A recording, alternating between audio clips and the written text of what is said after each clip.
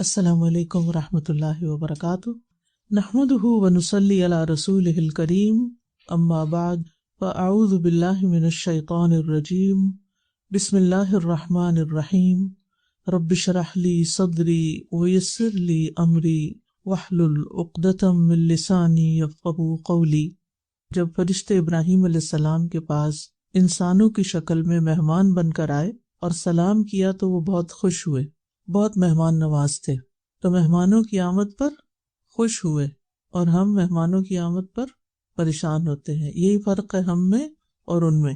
لیکن جب انہوں نے کھانے کی طرف اور گوشت کی طرف جو ان کے لیے تیار کر کے لائے تھے ہاتھ نہیں بڑھایا تو ابراہیم علیہ السلام کو شبہ ہوا کہ شاید یہ کسی بری نیت کے ساتھ آئے ہیں، اس لیے کھا نہیں رہے۔ تو فرشتوں نے ان کو فوراً بتایا کہ ہم اللہ کے فرشتے ہیں، آپ ہم سے نہیں ڈریں، ہم آپ کو ایسے بیٹے کی خوشخبری دیتے ہیں جو بڑا عالم ہوگا۔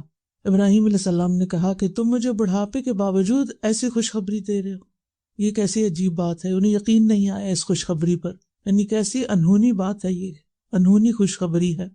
تو فرشتوں نے کہا کہ ہم نے آپ کو یقینی بات کی خوشخبری سنائی ہے اور یہ اللہ کا وعدہ ہے، اللہ کا فیصلہ ہے اور وہ ہر چیز پر پوری قدرت رکھتا ہے، تو آپ نا امید نہ ہوں۔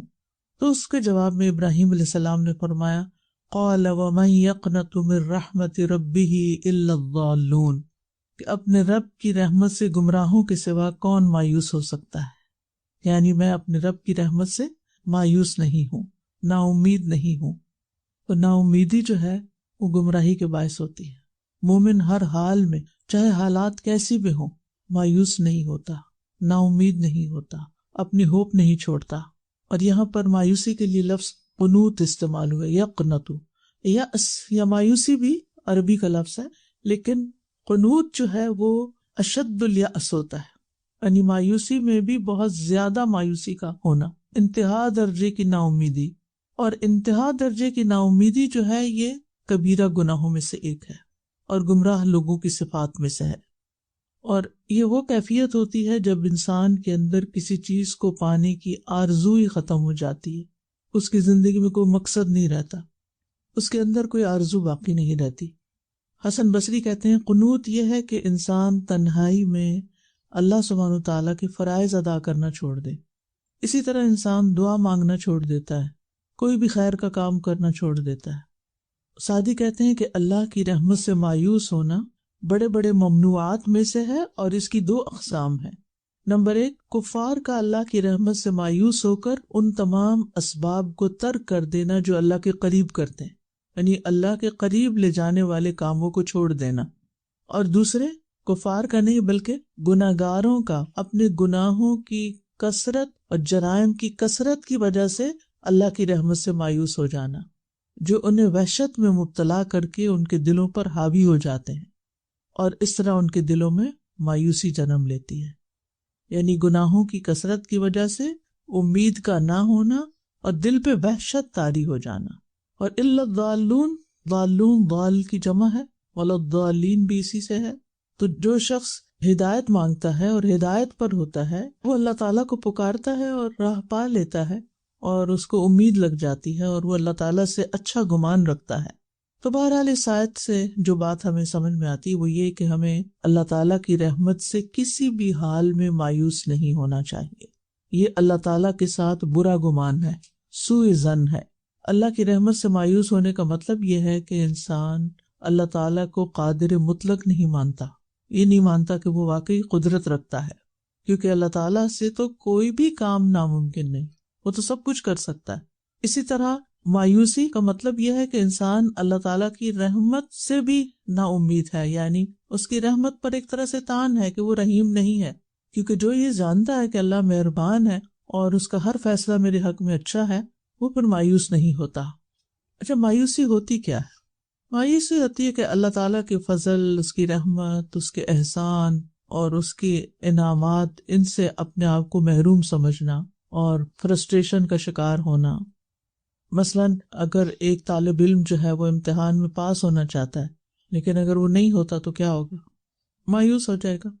اسی طرح کوئی شخص کسی کمپٹیشن میں شریک ہو رہا ہے لیکن وہ اس میں ہار گیا تو کیا ہے؟ وہ جو اس کی کیفیت ہے وہ مایوسی کی کیفیت ہے کہ میں کچھ کر نہیں سکتا۔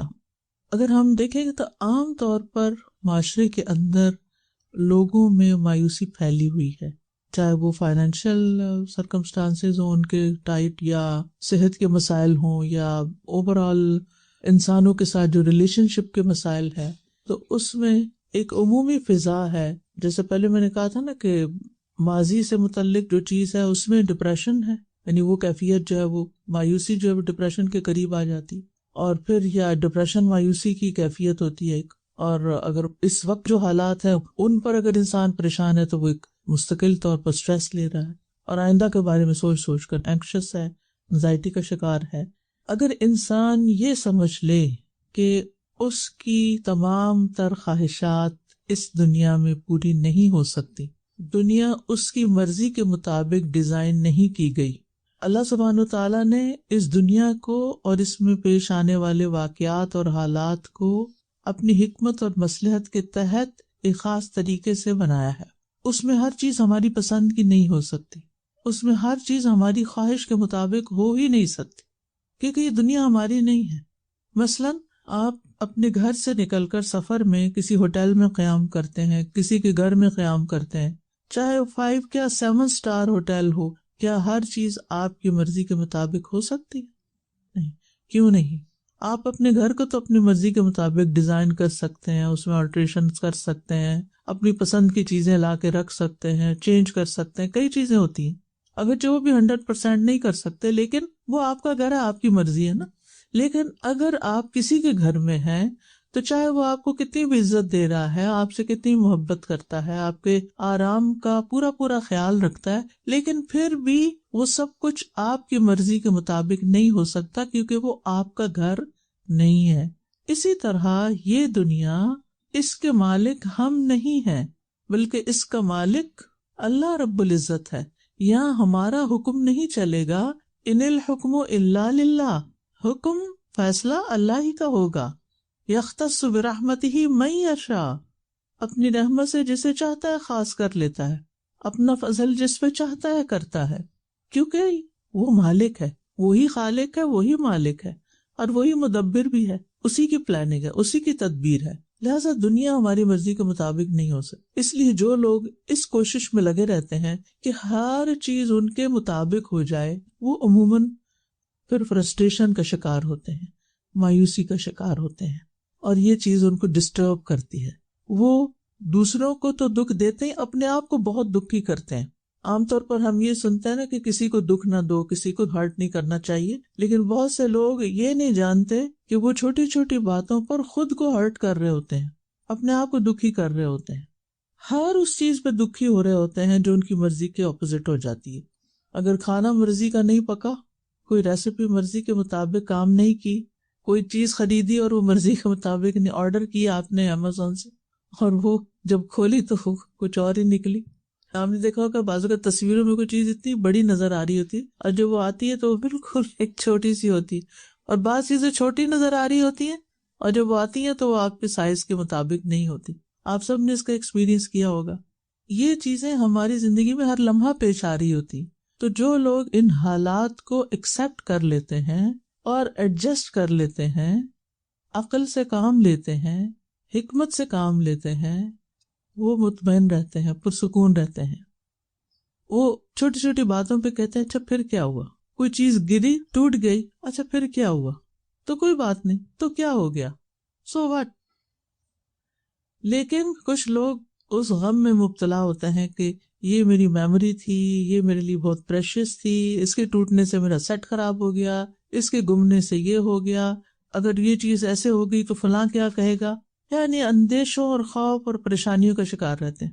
اور جب یہ ایک خاص لیول سے بڑھ جاتی ہے تو پھر مایوسی کا شکار ہو جاتے ہیں، اور یہ بذات خود ایک بیماری ہے. تو مومن اپنے رب کی رحمت سے کبھی بھی مایوس نہیں ہوتا.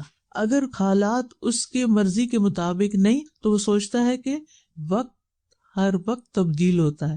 یہ وقت کی ایک بڑی خوبصورتی یہ ہے کہ وہ ہر آن تبدیل ہو رہا ہوتا ہے. اور اگر اس وقت میرے اوپر ایسی کوئی کیفیت آئی ہے تو یہ پرماننٹ نہیں ہے، یہ تبدیل ہو جائے گا، وقت کے ساتھ تبدیلی آ جائے گی. اپنے اندر بھی، بچوں کے اندر بھی، کسی اور ریلیشن شپ میں بھی، تو تھوڑا اس کو ٹائم دیتے ہیں. آپ نے دیکھا ہوگا کہ بعض پودے آپ لے کر آتے ہیں لیکن ان کو کوئی بیماری لگ جاتی ہے تو آپ ایسا تو نہیں اٹھا کے فوراً پھینکتے ہیں، آپ اس کو ٹریٹ کرتے ہیں، آپ اس کو ٹائم دیتے ہیں کہ ایک موسم اور گزر جائے پھر دیکھتے ہیں کہ کیا کرنا ہے۔ تو اسی طرح بیماری، کیونکہ شفا کی دعا ہے نا، تو اس کانٹیکس میں آپ دیکھیے کہ جب کوئی بیماری آتی ہے تو بعض لوگ فوراً سوچ لیتے ہیں کہ اب یہ بیماری اس بڑی بیماری میں کنورٹ ہو جائے گی، وہ فلاں کو بھی ایسے ہوا تھا اور اس کے بعد وہ مر گیا اور میں تو اس سے سروائیو نہیں کرنے والی۔ جیسے وہ ایک بوڑھے شخص کو آپ نے دیکھا نا، اسے بخار ہوا تو آپ نے جب اس کو نصیحت کی تو اس نے کہا کہ نہیں، یہ بخار تو اترنے والا نہیں، یہ تو اس بوڑھے کو قبر میں اتار کے ہی دم لے گا۔ تو آپ نے کہا چلے پھر ایسا تو ایسا ہی صحیح، اگر تم یہی سمجھتے ہو تو جیسا سوچو گے ویسے ہی تمہارے ساتھ ہوگا۔ تو مایوسی کا تعلق یا تو انسان کی اپنی سوچ سے ہوتا ہے یا پھر بیرونی حالات سے بھی ہوتا ہے۔ تو بعض اوقات ہماری خواہشات کی نوعیت ایسے ہوتی ہے کہ جس کی وجہ سے انسان مایوسی کا شکار ہو جاتا ہے، اور وہ خواہشات شدید ہوتی، حد سے زیادہ ہوتی۔ بس کوئی چیز حاصل کرنی ہے تو یہ مل ہی جائے، اگر نہیں ملے گی تو دنیا ہی باقی نہیں رہے گی۔ اور پھر انسان جیسے سوچتا جاتا ہے ویسی ہی اس کی کیفیت بنتی جاتی۔ لیکن اس کے برعکس کچھ لوگ فلیکسیبل سوچ کے مالک ہوتے ہیں، تو وہ اس کا آلٹرنیٹ بھی سوچ لیتے ہیں، اچھا اگر یہ چیز اس طرح ورک نہیں کرے گی تو ایک اور راؤٹ بھی ہے، ادھر سے چلے جائیں گے، اگر یہ نہیں ورک کرے گا تو کچھ اور کر لیں گے، اگر یہاں نہیں رہ سکے تو وہاں رہ لیں گے، اگر یہ چیز نہیں ملی تو اس کے بدلے میں فلاں چیز لے لیں گے۔ یعنی وہ فلیکسیبل ہوتے ہیں۔ لیکن کچھ لوگ فکس ہوتے ہیں، نہیں لینا ہے تو یہی لینا ہے، اور اگر یہ نہیں تو بس دنیا ہی ختم۔ یہ نہیں سوچنا چاہیے کبھی بھی۔ تو ہمیں ہمیشہ اپنی سوچ کا تنقیدی جائزہ لیتے رہنا چاہیے اور یہ صلاحیت اپنانی چاہیے۔ بعض لوگ جو ہیں ان کی مایوسی کا سبب یہ ہوتا ہے کہ وہ اپنے لیے ان ریئلسٹک قسم کے کچھ گولز رکھ لیتے ہیں جو وہ پورے نہیں کر سکتے، اور نہ ہی اس کی کوئی تیاری کرتے ہیں، یعنی وہ اس کے لیے کوئی محنت بھی نہیں کرتے کہ انہیں ایک خاص مقام تک پہنچنا ہے تو اس کے لیے جو ریکوائرڈ ایفرٹ ہے وہ بھی لگائیں۔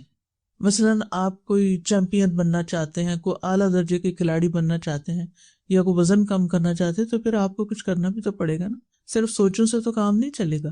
تو وہ نہیں کر پاتے یا نہیں کر سکتے یا نہیں کرنا چاہتے، یا اس میں سستی اختیار کرتے ہیں، اور جب پانی سر سے گزر جاتا ہے اور نتیجہ بالکل اس کے خلاف آتا ہے جو انہوں نے امیجن کیا ہوتا ہے، ان کے خیالوں کی دنیا بسی ہوتی ہے، تو پھر وہ ٹوٹ جاتے ہیں، ان کو مایوسی کا شکار ہو جاتے ہیں۔ مثلاً اگر ایک طالب علم ہے، وہ کوئی خاص سرٹن ڈگری حاصل کرنا چاہتا ہے لیکن ریکوائرڈ محنت ہی نہیں کر رہا، تو رزلٹ میں کہاں کامیاب ہوگا، اور جب فیل ہوگا تو پھر وہ سمجھے گا میری دنیا اندھیری ہو گئی، اب تو میں کچھ کر ہی نہیں سکتا۔ اسی طرح بعض اوقات بیرونی حالات ایسے ہوتے ہیں کہ آپ نے ضروری کسی جگہ پر پہنچنا ہوتا ہے، فلائٹ بک کی ہوتی ہے، لیکن جب آپ ایئرپورٹ کی طرف جا رہے ہوتے ہیں تو کچھ ایسا ایکسیڈنٹ ہوتا ہے راستے میں کہ کوئی صورت اس سے باہر نکلنے کی نہیں ہوتی اور آپ کی فلائٹ مس ہو جاتی ہے۔ اب یہ چیز آپ کے کنٹرول میں تو نہیں، اب ظاہر ہے لاس تو کوئی ہوگا، جس کام کے لیے آپ نے یہ سب کچھ کیا، آپ کا ٹکٹ گیا، آپ کا ٹائم گیا، آپ کی بہت ساری چیزیں گئی، لیکن یہ چیزیں آپ کے بس میں نہیں تھی، لہٰذا پھر اگر اس کی مثبت سوچ ہے تو وہ یہ سوچے گا کہ اس میں بھی کوئی خیر ہو۔ اگر یہ جملہ یاد رکھ لے نا انسان، ہر موقع پر بول دے، کوئی چیز ملے یا کوئی چیز کھو جائے گا، اس میں بھی خیر ہو، کھو گئی ہے، چلی گئی ہے، میرے ہاتھ سے نکل گئی ہے، اس میں بھی خیر ہوگی۔ پھر اسی طرح بعض اوقات انسان دنیا کے حالات اور دنیا میں جو غربت، جہالت، بیماریاں اور دنیا میں ہونے والے ظلم و ستم، جنگیں، یہ ساری چیزیں بھی انسان کو مایوسی کی طرف لے جاتی ہیں، حالانکہ اس میں انسان کا اپنا کوئی قصور نہیں ہوتا، یعنی اس کا کوئی زور بھی نہیں ہوتا، کوئی بس بھی نہیں ہوتا۔ اب ایسے میں اگر ہم مایوس بیٹھ جائیں اور جو کر رہے ہیں وہ بھی چھوڑ دیں تو مسائل تو حل نہیں ہوں گے نا۔ اگر کہیں جنگ لگی ہوئی ہے اور ہم نے اپنا کام بھی چھوڑ دیا جو ہم کیا کرتے تھے، اور صرف دن رات ڈپریشن کا شکار ہو رہے ہیں کہ یہ کیوں ہو رہا ہے، یہ نہیں ہونا چاہیے، اور اس میں اتنی مایوسی کہ اللہ کی رحمت سے بھی مایوسی، اور یہ کہ اگر اللہ ہے تو پھر یہ ظلم بند کر دے، اور ایمان تک کھو دیتے ہیں، حالانکہ یہ سب کچھ ہمارے کنٹرول میں تو ہے ہی نہیں، ہماری تو کوئی ایکسس ہی نہیں کہ ہم جا کے ایک ذرے کے برابر بھی کوئی تبدیلی کر سکیں دنیا کے حالات میں۔ کہیں زلزلہ آ گیا، کہیں طوفان آ گیا، کہیں تباہیاں ہو گئی، ہم چلیں جو ہم کر سکتے ہیں ان کے لیے اور کچھ نہیں، دعا کر سکتے ہیں، باقی تو ہمارے ہاتھ میں نہیں نا، اللہ نے ایسے ہی لکھا تو اسی میں کوئی خیر ہوگی۔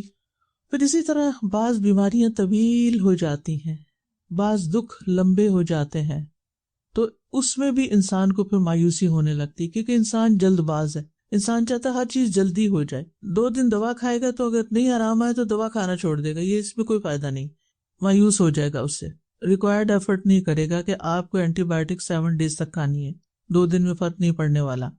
تو ایسی تمام کیفیات جو ہیں ان کے ساتھ اپنے آپ کو ایڈجسٹ کرنا جو ہے اور مثبت سوچ رکھنا انتہائی ضروری ہے. اور یہ یاد رکھنا چاہیے کہ وَمَن يَقْنَطُ مِن رَحْمَةِ رَبِّهِ إِلَّا الضَّالُّونَ، اپنے رب کی رحمت سے صرف گمراہ لوگ مایوس ہوتے ہیں.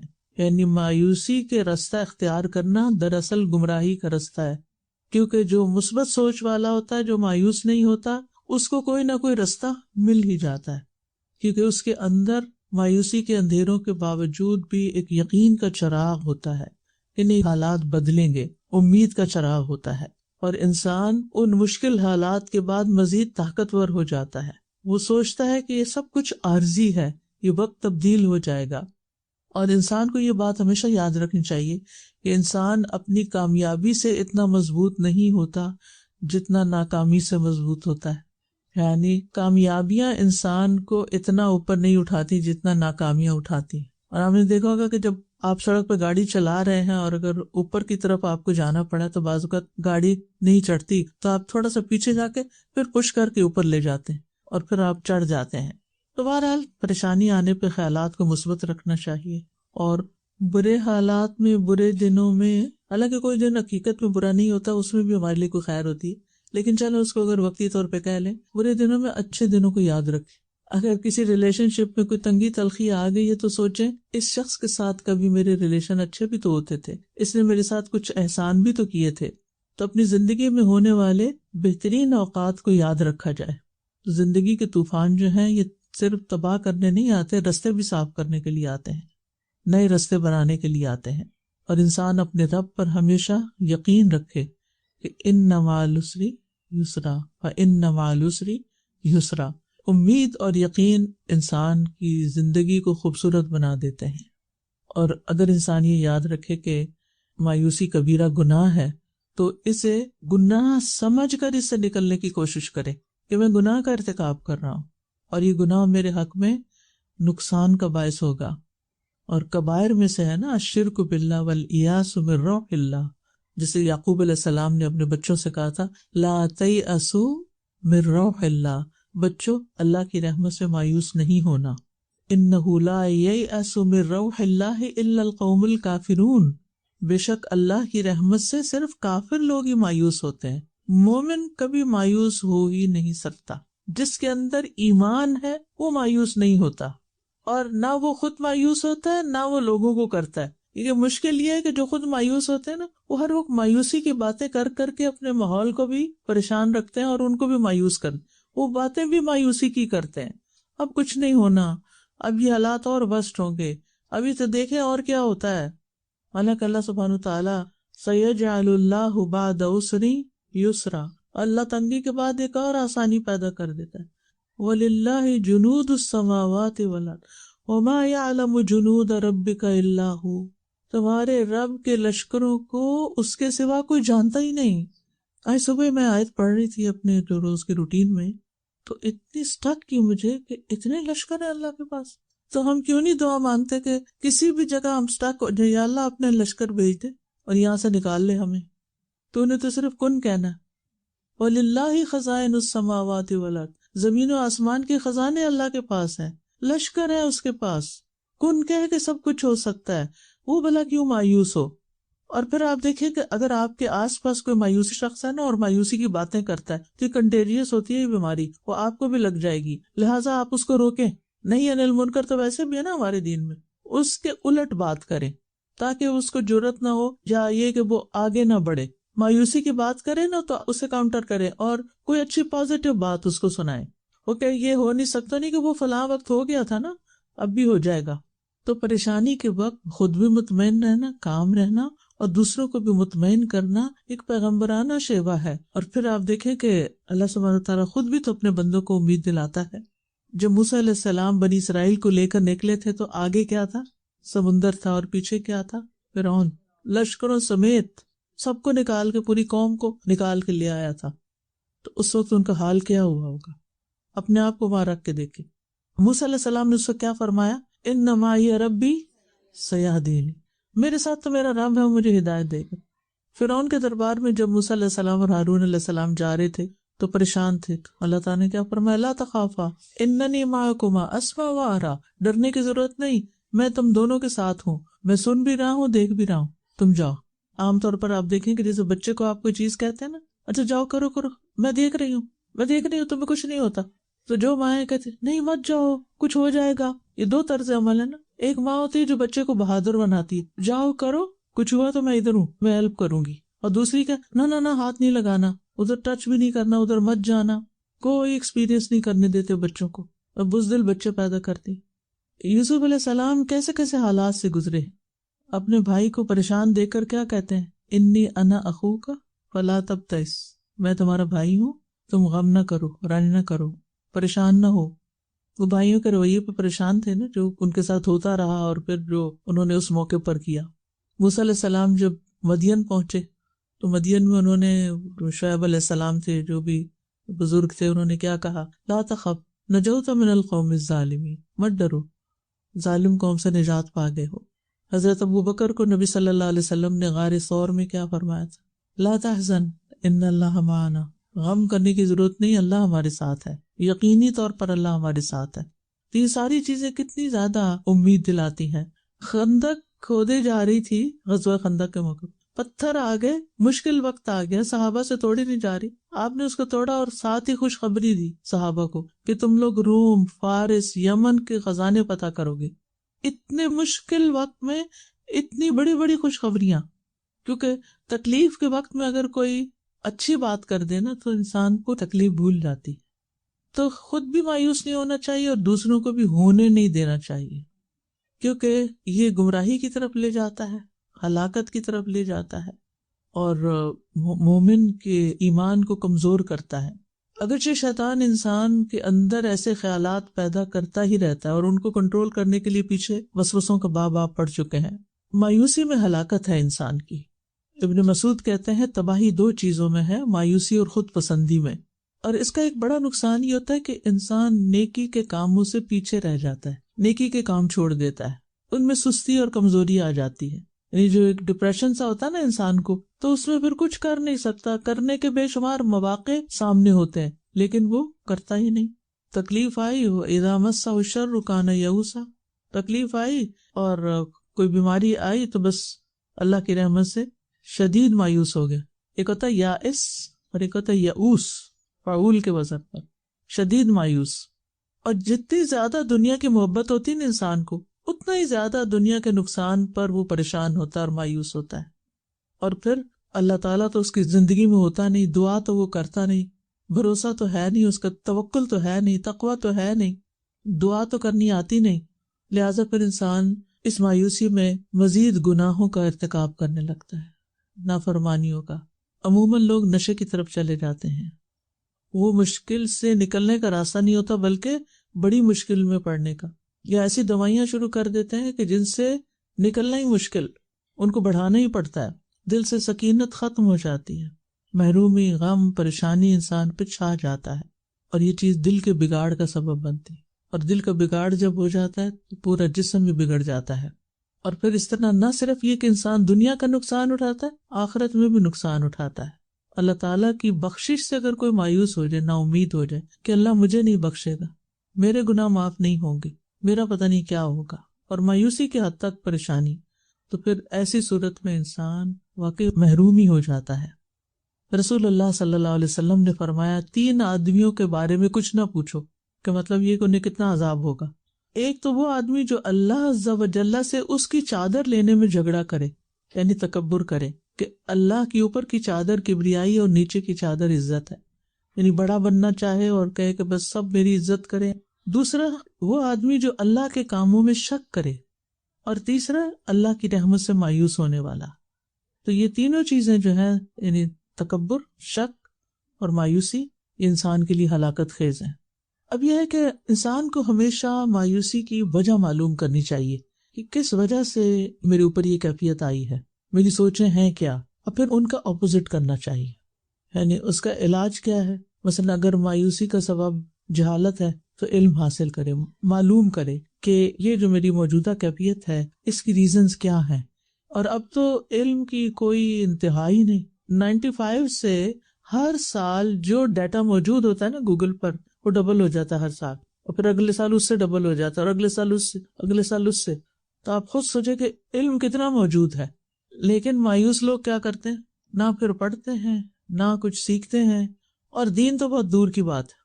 قرآن پڑھنے کے لیے یا نماز پڑھنے کے لیے ان کو کہیں تو بالکل نہیں مانتے، تو پھر علاج تو نہیں ہو سکتا نا. تو اس لیے بہت ضروری ہے کہ انسان اپنی جہالت کا علاج کرے. پھر اسی طرح بعض اوقات بے صبر پن کی وجہ سے یہ سب کچھ ہوتا ہے. تو اس کا علاج کیا ہے کہ انسان صبر کی عادت ڈالے، اور صبر کے لیے انسان کو صبر کرنے کے بارے میں بھی سیکھنا اور سوچنا پڑتا ہے کہ صبر کیسے کرتے ہیں اور کیسے کرنا ہے. میں نے صبر، حدیث میں آتا ہے وَمَن يَتَصَبَّرْ يُصَبِّرُهُ اللَّهُ، جو صبر کرنا چاہتا ہے اللہ تعالیٰ اس کو صبر عطا کرتا ہے. ہم کیا کہتے، ہم سے صبر نہیں ہوتا، اب تو صبر نہیں ہوتا. کب تک صبر کریں؟ وہ جب تک مسئلہ حل نہیں ہوتا، کیونکہ بے صبر پن سے تو مسئلہ حل نہیں ہوتے. یعنی کسی مسئلے کو حل کرنے کے لیے بے صبر پن کام نہیں آتا. پھر اسی طرح یہ ہے کہ بعض اوقات انسان دوسروں کو ملنے والی نعمتوں کو دیکھتا ہے اور اپنے محرومی کو دیکھتا ہے، تو اس کے اندر ایسی کیفیت پیدا ہونے لگتی، میرے حالات تو کبھی ٹھیک نہیں ہوں گے.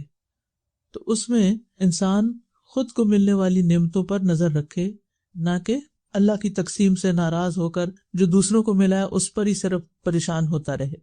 پھر ایک اور بڑا فیکٹر ہوتا ہے کہ آپ کن لوگوں میں اٹھتے بیٹھتے ہیں، آپ کے کمپینین کون ہیں، آپ کی دوستی کن لوگوں سے ہے، زیادہ وقت آپ کا کن کے ساتھ گزرتا ہے، زیادہ تر آپ کے دل میں کیا خیالات آتے ہیں، زیادہ تر آپ کی باتیں کیا ہوتی ہیں. سیلف ٹاک بھی ہوتی ہے لیکن وہ کم ہوتی ہے، زیادہ تر تو ہم دوسروں سے کمیونیکیٹ کرتے ہیں. ایسے لوگوں سے دور ہو جائیں جو مایوسی کی باتیں کریں. ہو سکتا ہے وہ آپ کے گھر کے اندر ہی ہوں کہ جب بات کریں گے منفی بات، جب بات کریں گے مایوسی کی بات، جب بات کریں گے پریشانی کی بات. تو جب آپ کو پتہ چل جائے کہ ان کی تو سوچ ہی یہی ہے، تو پھر تھوڑا سا ڈسٹرس کریں، یا ان کو مشغول کریں، یا ان کو ہوپ دلائیں، یا ان کی سوچ کو پازیٹیو کریں، یا ان کی سوچ کو کٹ کریں کہ نہیں یہ ایسے نہیں ایسے ہے، اور دلیل سے کریں.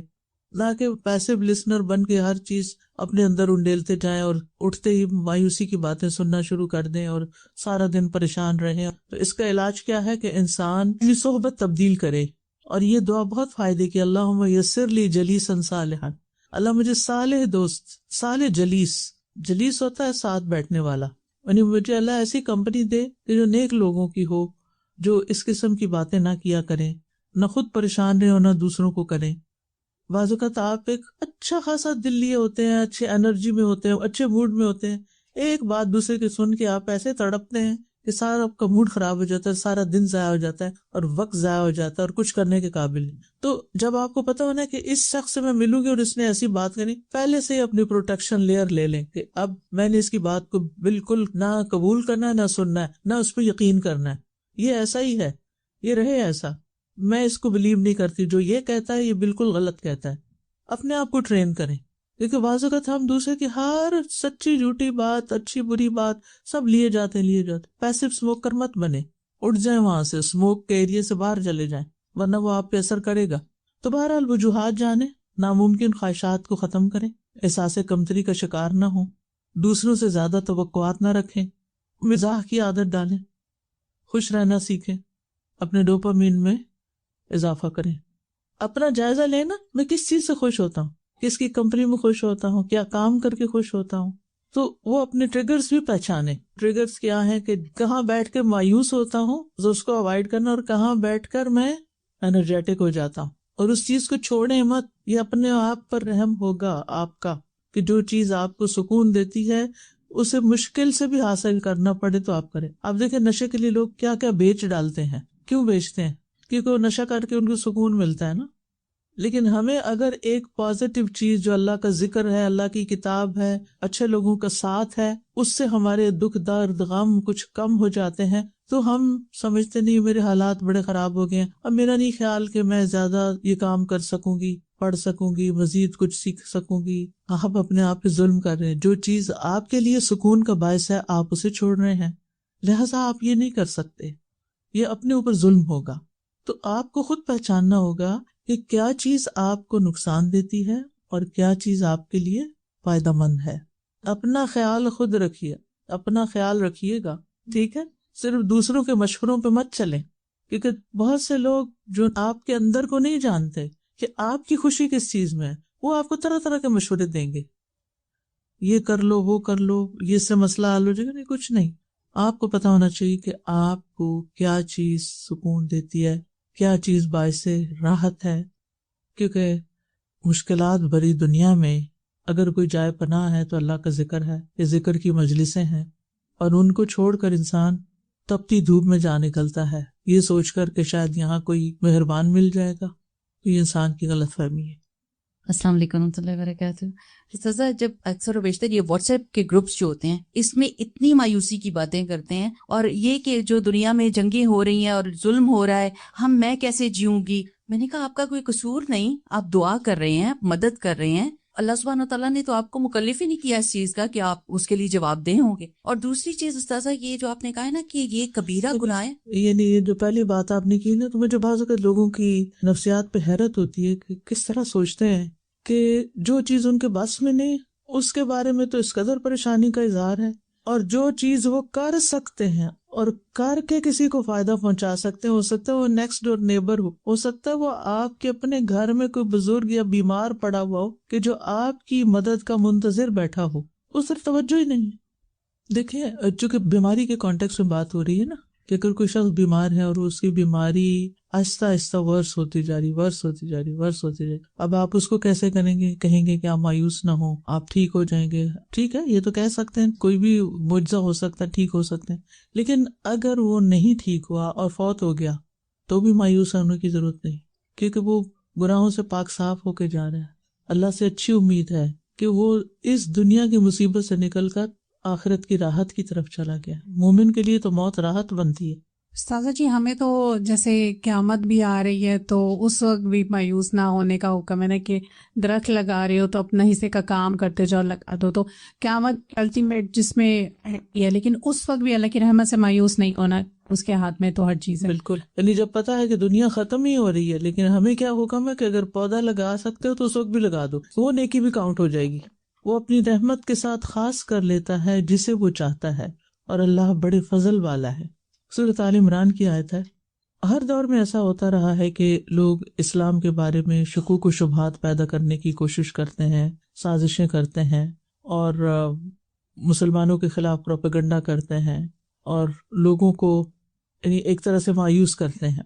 اور خاص طور پر جس کانٹیکس میں آیت نازل ہوئی وہ یہ تھا کہ کچھ لوگوں کو، یہود کو بھی اور مشرکین کو بھی، یہ اعتراض تھا کہ نبوت محمد صلی اللہ علیہ وسلم کو کیوں دے دی گئی ہے، وہ زیادہ اہل تھے اس کے۔ بنی اسرائیل کو یہ تھا کہ نبوت بنی اسرائیل میں آنی چاہیے، اور مکہ کے لوگوں کو یہ تھا کہ یہ دو بڑے شہروں میں سے کسی بڑے آدمی پر یہ نبوت آتی، محمد صلی اللہ علیہ وسلم پر کیوں آئی؟ تو اللہ تعالیٰ نے فرمایا یختص برحمتہ من یشاء، یہ تو اللہ کا فیصلہ ہے نا، جس کو چاہتا ہے خاص کرتا ہے اپنی رحمت کے ساتھ، اور اللہ بڑے فضل والا ہے۔ یعنی اللہ جس قوم پر چاہے فضل کرے اور جس انسان پر چاہے فضل کرے۔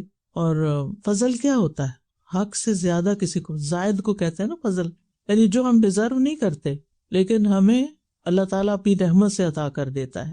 حقیقی فضل جسے ہمیں فضل سمجھنا چاہیے وہ دین کی سمجھ، دین کا فہم ہے، نیک اور صالح لوگوں کی صحبت نصیب ہونا، لوگوں کے ساتھ معاملہ اچھا ہونا، رویہ اچھا ہونا، اچھے ریلیشن شپ میں ہونا، اپنے وقت کا صحیح استعمال کرنے کے قابل ہونا، آخرت کی فکر لگ جانا، اخلاق کے اندر صدق، امانت کا ہونا، نیک کام کرنے کی توفیق مل جانا، انسانوں کی خدمت کی توفیق مل جانا۔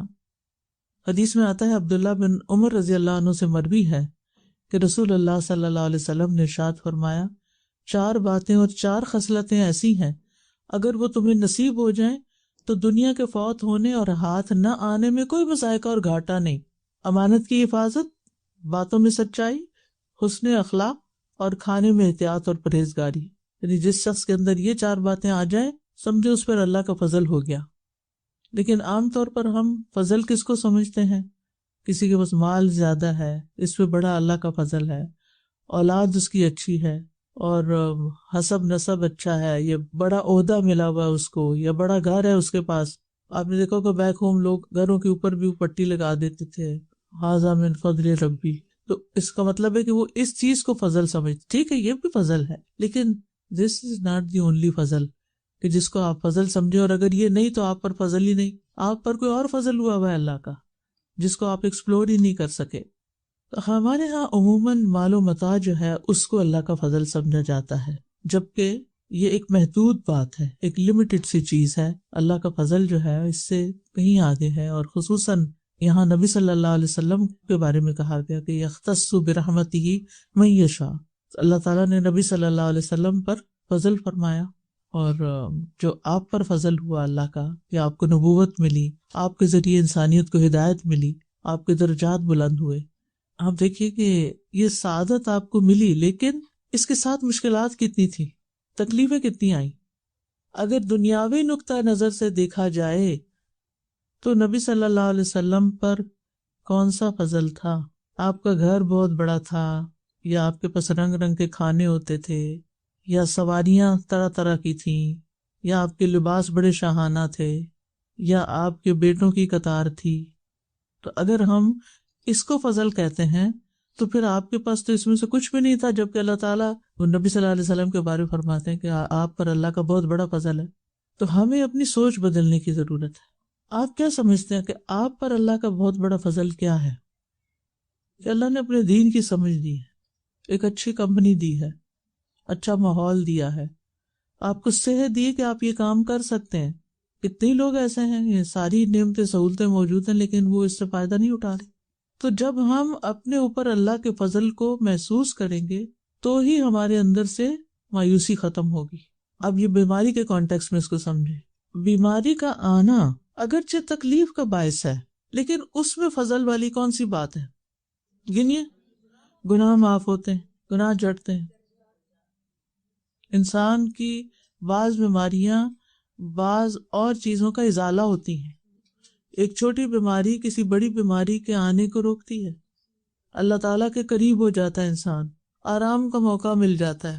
دنیا کے دوڑ جو لگی ہوئی ہے نا، دن رات بھاگ رہے ہیں، جب کوئی بیمار ہو جاتا ہے تو پڑ جاتا ہے بستر پر، غور و فکر کا موقع ملتا ہے، اپنے لیے ایک ٹائم مل جاتا ہے، اگرچہ تکلیف میں ہوتا ہے۔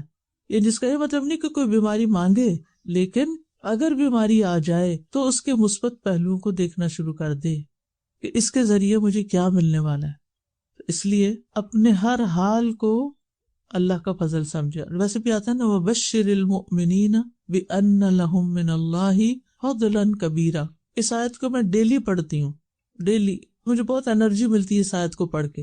آپ بھی یہ کیا کریں، قرآن مجید پڑھتے ہوئے جن آیات کو پڑھ کے آپ کو ایک خاص قسم کی خوشی، ایک خاص میسج، ایک امید، ایک ہیپینس ملے، ان کو الگ لکھ لیا کریں۔ ایک ڈائری بنا لیں، اس میں اپنی پسندیدہ آیتیں جو ہیں وہ لکھتے جائیں، اور ان کو پھر پڑھا بھی کریں۔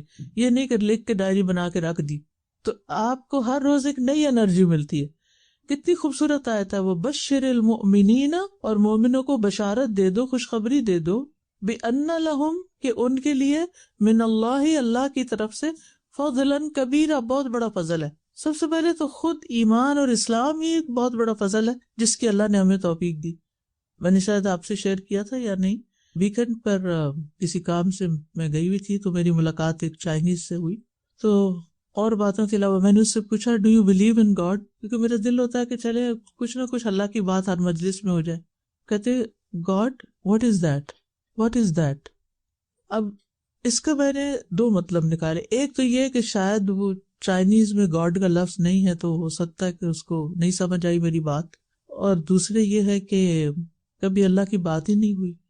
اگر ایک بلینئر بھی ہے اور اس کو اللہ کی پہچان ہی نہیں، اس کو اللہ کا پتہ ہی نہیں، تو آپ اس کے بلین ڈالرز کو کہیں گے اس پر اللہ کا بہت بڑا فضل ہے؟ کیونکہ ہم تو یہی سمجھتے ہیں، کتنا لکی ہے، کتنا خوش قسمت ہے۔ اور آپ کے پاس اگر $1 بھی جیب میں نہیں ہے، لیکن آپ کا دل ایمان سے، اللہ کی محبت سے بھرا ہوا ہے، اور آپ سمجھے میرے اوپر کوئی فضل ہی نہیں ہے، کتنی عجیب بات ہوگی۔ تو جب کہتے ہیں یختص، خاص کر لیتا ہے، اسپیشل، وہ اللہ کا اسپیشل بندہ ہے، برحمتی، اللہ کی رحمت کے ساتھ، من یشاء، جس کو وہ چاہتا ہے، اور وہ ایمان ہے، قرآن ہے، صحبت صالح ہے، جس کے ساتھ اللہ کا فضل۔ اور پھر ذو الفضل العظیم، عظیم فضل، بہت بڑا فضل، کیونکہ نبوت ملی تھی نا آپ کو، تو اس کی طرف اشارہ ہے نا۔ تو نبوت کے بعد جو درجہ ہے نا وہ علم والوں کا ہے، انبیاء کے بعد جو درجہ ہے وہ علم والوں کا ہے، اور وہ علم والے جو اس علم پر عمل بھی کرتے ہوں، کیونکہ یہ ایک مشکل راستہ ہے اور اس میں شیطان پیچھے لگا رہتا ہے کہ کچھ اور کرو، یہ چھوڑ دو، کچھ اور کرو، بہت ہو گیا، تھک گئے۔ ہمیں کب تک علم حاصل کرنے کا حکم ہے؟ قبر تک، موت تک۔ هل يستوي الذين يعلمون والذين لا يعلمون، کیا برابر ہو سکتے ہیں علم والے اور جن کے پاس علم نہیں برابر ہو سکتے۔ يرفع الله الذين آمنوا منكم والذين اوتوا العلم درجات، تم میں سے جو لوگ ایمان لائے اللہ ان کے درجے بلند کرتا ہے، اور جو علم والے ان کے تو درجات ہیں، والذین اوتوا العلم درجات، یہ ہے فضلا کبیرہ، فضل عظیم۔ لہٰذا اگر زندگی میں کوئی تکلیف بھی آ جائے تو فوراً انسان سوچے کہ اللہ نے تو مجھے اپنی پہچان دے دیا ہے، اپنا قرآن دے دیا ہے، اپنا دین دے دیا، اپنا علم دے دیا ہے۔ اگر میرے پاس بلینز نہیں ہے تو کوئی بات نہیں، ہوں بھی تو کیا میں وہ سارے کھا سکتی ہوں، اوپر لگا سکتی ہوں؟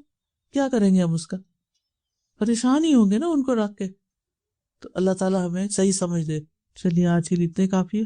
وآخر دعوانا ان الحمد للہ رب العالمین۔